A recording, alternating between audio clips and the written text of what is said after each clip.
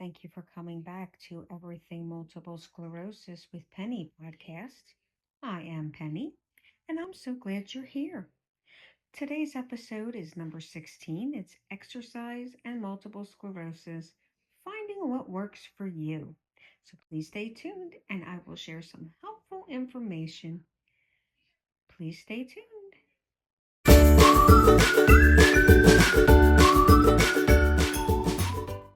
Today's episode is all about something that can feel overwhelming for many people living with multiple sclerosis, and it's exercise.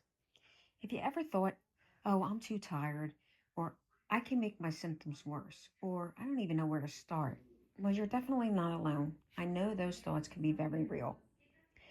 For years, people with MS were often told to avoid exercise because it's believed that it could make the disease worse. But thankfully, now we know that this is simply not true.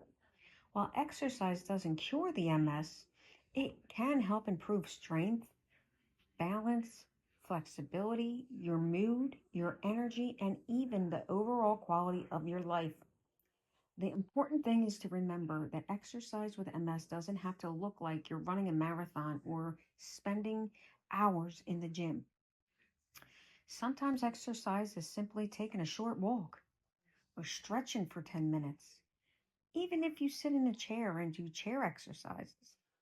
And sometimes just getting out of bed and moving around the house, doing your day to day chores, is exercise.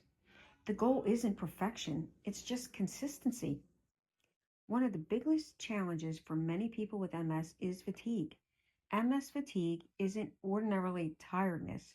It can also feel like someone pulled the plug on your body's battery. And that's why it's so important to listen to your body. On days when your energy is low, give yourself permission to do less. Even 5 minutes of gentle moving is better than doing nothing at all. Don't just sit there. Get up and move. Move your feet, move your legs, clap your hands, snap your fingers. Another challenge is heat sensitivity. Many people with MS notice that their symptoms temporarily get worse when it's too hot. If that's you, then try exercising with a fan on. That that is a good idea. I know not everybody has fans or access to fans, but it can help. Excuse me while I try to fight the paper that I have right in front of me because, well, even your girl Penny has issues with her fingers. Yeah, exactly. So do early in the morning or late in the evening when it's cooler. Like I said, in an air conditioned room with a fan on and drink plenty of cold water. Consider a cooling towel or a cooling vest if the heat is a major trigger. Remember, temporary symptoms worsening from the heat doesn't usually mean that your MS is getting worse. Once your body cools down, those symptoms often improve. So, what are the types of exercise that are good for people with MS? Well, walking is one of them. It's one of the easiest places to begin. Even if it's a short walk down to the mailbox and back, around your neighborhood, maybe around the block a half time or a whole time. Or if you go to the shopping mall, inside the mall can help you improve your endurance. Stretching is another great option. It helps reduce stiffness and maintain flexibility, especially if you deal with muscle tightness or spasticity, like I do. Strength training is also beneficial. You don't need heavy weights. Resistance bands, light dumbbells, or even your own body weight can help maintain muscle strength. Balance exercise are incredibly important because falls can become a concern for many people with MS. Standing near a sturdy counter while practicing balance exercises can be a safe way to improve your stability. Yoga and Tai Chi are wonderful choices because they combine gentle movement, flexibility, balance, and relaxation. I know a lot of people with MS find these activities helpful to reduce stress while improving their mobility.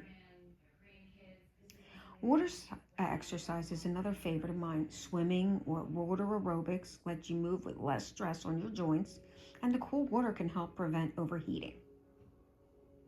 Please stay tuned for some more helpful hints coming up right after these messages.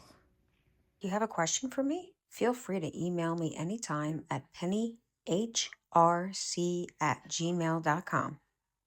And now, back to the show.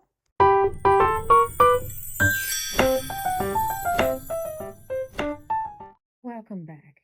Now let's talk about something that's really important. Never compare yourself to anyone else. Social media can make it seem like everyone with MS is hiking mountains or lifting weights every day. And that's wonderful for them. But your MS journey is unique. Your body has its own limits. Celebrate your own progress, even if it's small. Maybe today you walk to the mailbox, and maybe tomorrow you'll make it around the block. Progress is progress.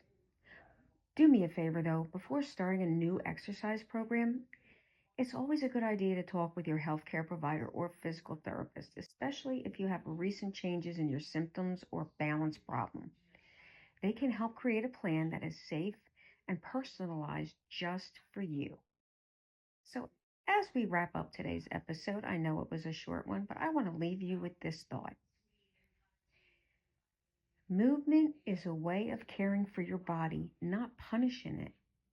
Some days you'll feel strong. Some days you'll need an extra rest.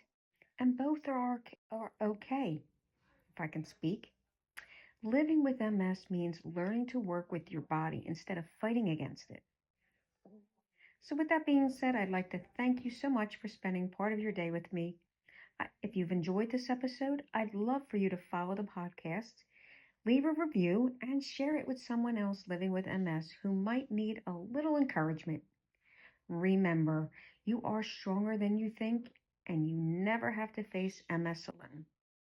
So until the next time, take care of yourself, keep on moving in whatever way you can, and I will see you in the next episode of Everything MS with Penny. Good night, and God bless.